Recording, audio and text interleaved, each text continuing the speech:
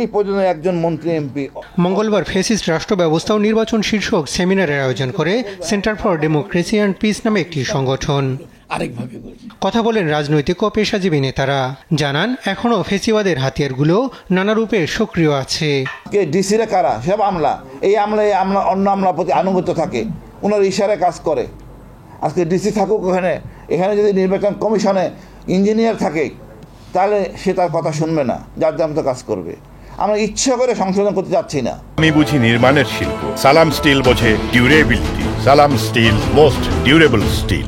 কমিশনে যায় তারা কতজন? সর্বোচ্চ 40-45 জন। এরা মোট জনসংখ্যার আওয়ামী লীগও নাই, মোট জনসংখ্যার হার্ডলি 40% রিপ্রেজেন্ট করে। তো বাকি 60%-এর প্রতিনিধি কোথায়? ফেসিবাদী আচরণ করে কেউ ক্ষমতায় টিকতে পারবে না বলে মন্তব্য করেন জামাত নেতা ডক্টর শফিকুল ইসলাম মাসুদ। একটা ডাকসু নির্বাচনে আমার যতটুকু জানা আছে সেখানে উপদেষ্টাদের ইনভলভ হতে হয়েছে। রাজনৈতিক দলগুলোর সাথে নেগোশিয়েট করার জন্য উপদেষ্টা বৃন্দকে ইনভলভ হতে হয়েছে। তাহলে আমাদের দেশে 300 আসনে যখন নির্বাচন হবে কতজন উপদেষ্টা কতজন আসনে ইনভলভ হবেন? কবি ও চিন্তক ফরহাদ মজহার বলেন, মার্কিন ভূ রাজনৈতিক কৌশলেই দেশে নানা রূপে অস্থিরতা দেখা দিচ্ছে। আপনাকে অনেক বড় বিপদ আপনার সামনে, এই বিপদে একটা নাম হলো রোহিঙ্গা, মায়ানমার বিপদ আপনার সামনে।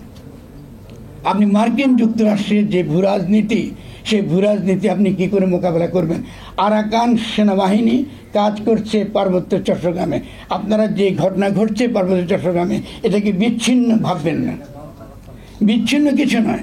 শেখ হাসিনা রেখে যাওয়া সংবিধানের ওপর শপথ নিয়ে অন্তর্বর্তী সরকার নিজেদের আইনি ভিত্তি নষ্ট করেছেন বলে মন্তব্য করেন ফরহাদ মজহার। এখানে আমার পাশে হাসান আল মাহমুদ, দেশ টিভি, ঢাকা। কোনো বড় কোনো মর্যাদা রাখেনি।